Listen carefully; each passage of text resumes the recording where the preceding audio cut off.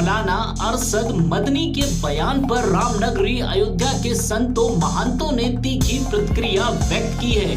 वहीं श्री राम जन्मभूमि के मुख्य पुजारी आचार्य सत्येंद्र दास ने कहा कि इस्लाम 1400 वर्ष पुराना है, जबकि हमारे श्री राम 9 लाख वर्ष पूर्व पैदा हुए। इस्लाम और ओ एक होते तो हमें काफिर क्यों कहा जाता। तो वहीं हनुमानगढ़ी के पुजारी राजू दास कहते हैं कि यह तलवार की नोक पर सलवार पहनने वाले लोग हैं।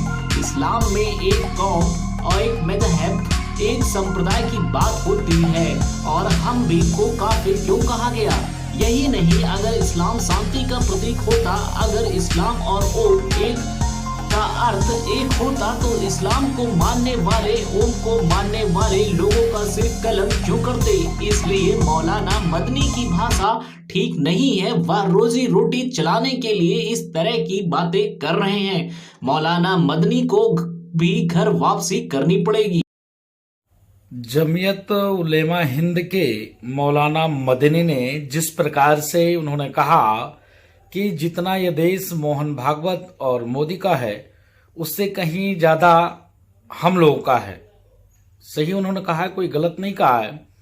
मौलाना मदनी उस समुदाय से ताल्लुक़ रखते हैं जिस समुदाय के कई लाख करोड़ लोग तलवार के नोक पर सलवार पहनने वाले लोगों में से मौलाना मदनी का समुदाय है।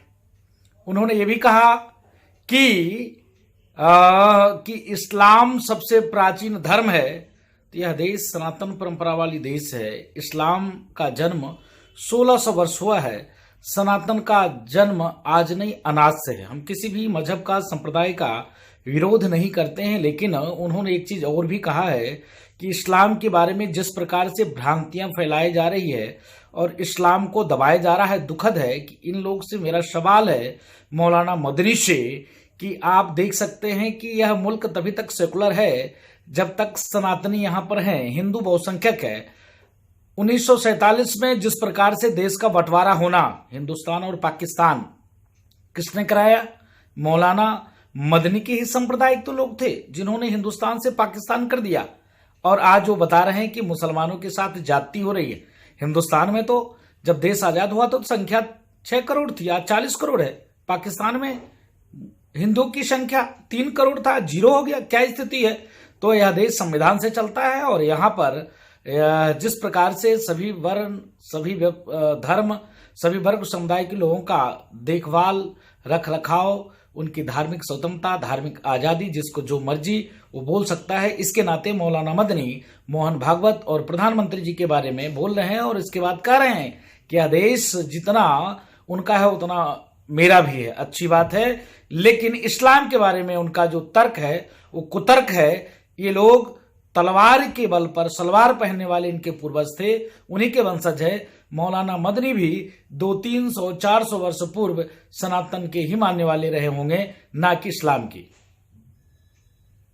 अरशद मदनी जो कहे हैं कि सबसे प्रथम इस्लाम आया है, ये इस्लाम की शब्दों को जो उच्चारण कर रहे हैं एकदम झूठा है।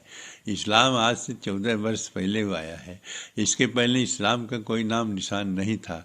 हमारे बहुत से संप्रदाय के बहुत से ग्रंथ और बहुत से सिद्धांत ऐसे हैं जो सृष्टि के आदि से आए हैं।